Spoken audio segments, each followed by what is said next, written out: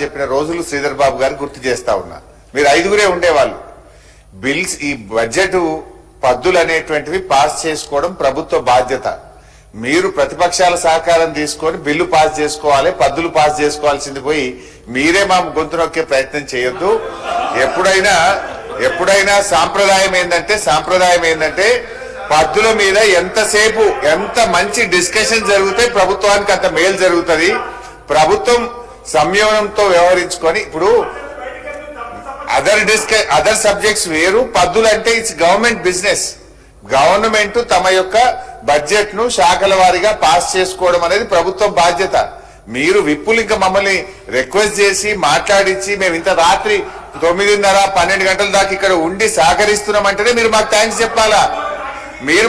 చెప్పాలా. అధ్యక్ష, ముఖ్యంగా జిఏడికి సంబంధించి మా సభ్యులు మాట్లాడలేదు కనుక ఎవరైతే మా సభ్యులు మాట్లాడని అంశాల మీదనే మాట్లాడతాను. టచ్ చేయకుండా క్లుప్తంగానే ముగించేటువంటి ప్రయత్నం చేస్తా. ముందు ఒకటి నేను అత్యంత ముఖ్యమైన విషయము మీ దృష్టిని, ఎలియా మినిస్టర్ గారి దృష్టిని నేను తేవాలనుకుంటున్న విషయం ఏంటంటే అధ్యక్ష, మన సభా సాంప్రదాయాల ప్రకారంగా when the session is in house, no policy decision should be taken outside. అంటే విధానపరమైన ఏ నిర్ణయాన్ని కూడా సభ నడుస్తున్నప్పుడు బయట తీసుకోకూడదు అనేది సభ నియమం. I hope my friend Sridhar Babu will agree. ఈ రోజు ముఖ్యంగా జిఐడిని కూడా డిస్కస్ చేస్తున్నాం. ఆ శాఖ అత్యంత కీలకమైన నిర్ణయాన్ని ఈ రోజు ప్రకటించింది. బయట పోయి మేము మీడియాలో చూసి వస్తే ఇది సభ మర్యాదను, సభ గౌరవాన్ని తగ్గించేటువంటి నిర్ణయం. అది ఏ నిర్ణయం అంటే అధ్యక్ష, ముఖ్యంగా ఉద్యోగుల పిఆర్సీకి సంబంధించి గత ప్రభుత్వం పిఆర్సీ కమిషన్ నియామకం చేసింది. ఆ కమిషన్ యొక్క టైం 30 మార్చ్, ఈ నెల మార్చి 30వ తేదీతో కమిషన్ యొక్క కాల పరిమితి ముగుస్తా ఉంది. ఈ రోజు memo number 3347-844 by the year 2026 మరొక 6 నెలలు పిఆర్సీ కమిషన్ యొక్క కాల పరిమితిని పెంచుతూ ఒక విధానపరమైన నిర్ణయాన్ని తీసుకున్నారు. మీడియాకు బయటకు వచ్చేసింది. ఎట్లా తీసుకుంటారు మీరు? I request the honourable speaker, please give a ruling. ఆ సంబంధిత అధికారులను మీరు కాల్ చేస్తారా, వారికి మెమో ఇస్తారా?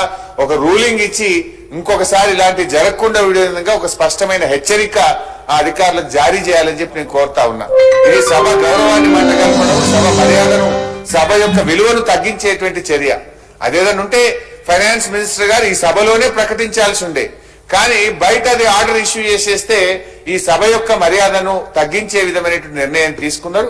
దయచేసి దీని మీద మీరు రూలింగ్ ఇవ్వాలని ఎలియా మినిస్టర్ గారు కూడా స్పందించాలని చెప్పి నేను కోరుతున్నా. అది ఈ రోజు ఇష్యూ అయింది. ఇవాళ మధ్యాహ్నం 12 గంటలకు బయట మీడియాలో వచ్చింది. When the house is in session they should not.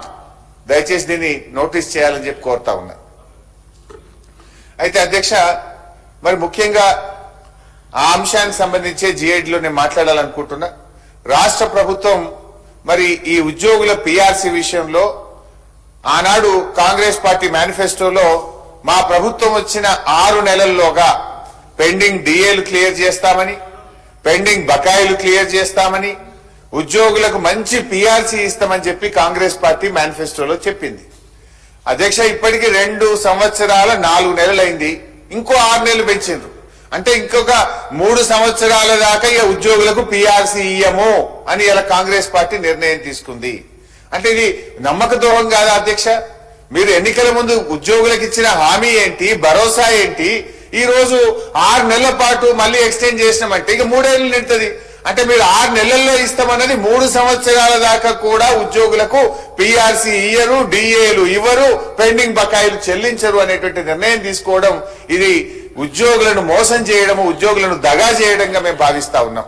నేను చెప్పాల్సింది ఏంటంటే అధ్యక్ష, ఆనాడు గౌరవ ముఖ్యమంత్రిగా ఉన్నటువంటి కేసీఆర్ గారు ఈ రాష్ట్ర చరిత్రలో ఎప్పుడు లేని విధంగా వారిచ్చిన మొట్టమొదటి పిఆర్సీ, తెలంగాణ రాష్ట్రంలో మొదటి పిఆర్సీ 42% ఇచ్చి చరిత్రను తిరగరాసిండు నాడు కేసీఆర్ గారు. రెండవ పిఆర్సీ అధ్యక్ష, రెండవ పిఆర్సీ కమిషన్ ఆ రోజు 7.5% మాత్రమే రికమెండ్ చేసింది.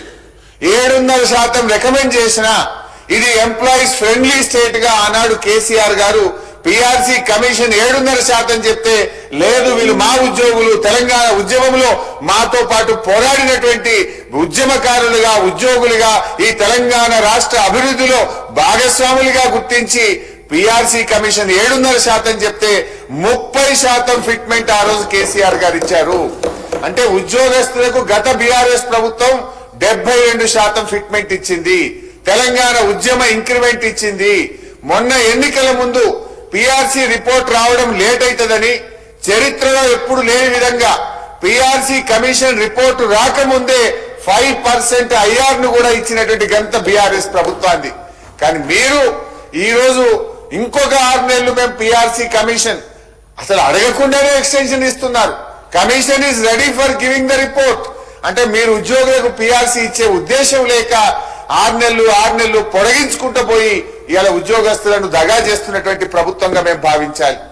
5 ఏళ్లకు ఒక పిఆర్సీ సార్, ఇప్పుడు మీరు చెప్పిన ప్రకారం 3 ఏళ్ళు అయిపోతుంది. అంటే పిఆర్సీ కాల పరిమితి మూసేలోపు కూడా మీరు పిఆర్సీ ఇచ్చేటువంటి పరిస్థితి కనబట్టలేదు. దయచేసి ఈ అమౌంట్ రద్దు చేయాలని, తక్షణమే ఉద్యోగస్తులకు పిఆర్సీ ప్రకటించాలని మీ ద్వారా రాష్ట్ర ప్రభుత్వాన్ని నేను కోరుతా ఉన్నా అధ్యక్ష. అదేవిధంగా ఉద్యోగస్తులకు 5 డిఏలు కూడా పెండింగ్ లో ఉన్నాయి, వాటిని కూడా మేము క్లియర్ చేయాలని చెప్పి మీ ద్వారా ప్రభుత్వాన్ని కోరుతా ఉన్నాం అధ్యక్ష. మరి నిరుద్యోగులకు మోసమైంది అధ్యక్ష, ఉద్యోగులకు కూడా మోసమైంది అధ్యక్ష. ఉద్యోగాల విషయం కూడా జిఐడే చూస్తుంది అధ్యక్ష.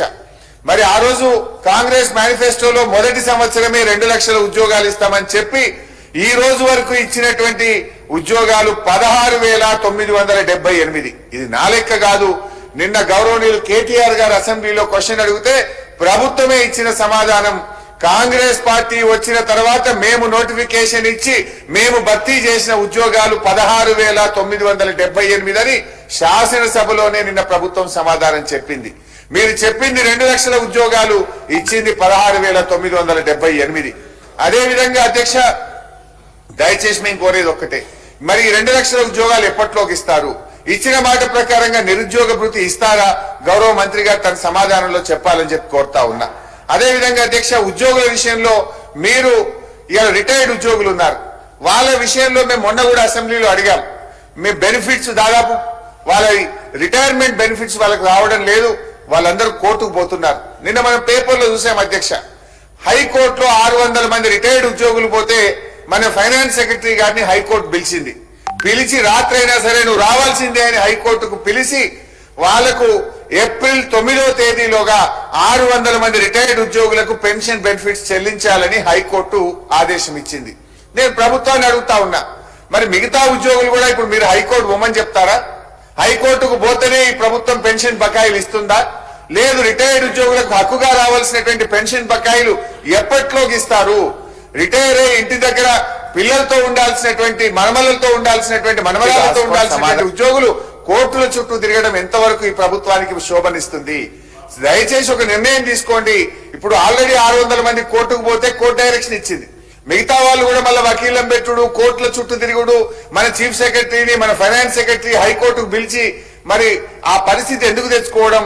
దయచేసి ప్రభుత్వమే ముందుకొచ్చి ఆ రిటైర్డ్ ఉద్యోగులందరికీ కూడా తక్షణమే పెన్షన్ బెనిఫిట్లు చెల్లించాలని, దాని మీద మంత్రి గారు ఒక స్పష్టమైన సమాధానం ఇవ్వాలని చెప్పి కూడా రిటైర్డ్ ఉద్యోగుల పక్షాన కూడా నేను ప్రభుత్వాన్ని కోరుతా ఉన్నా.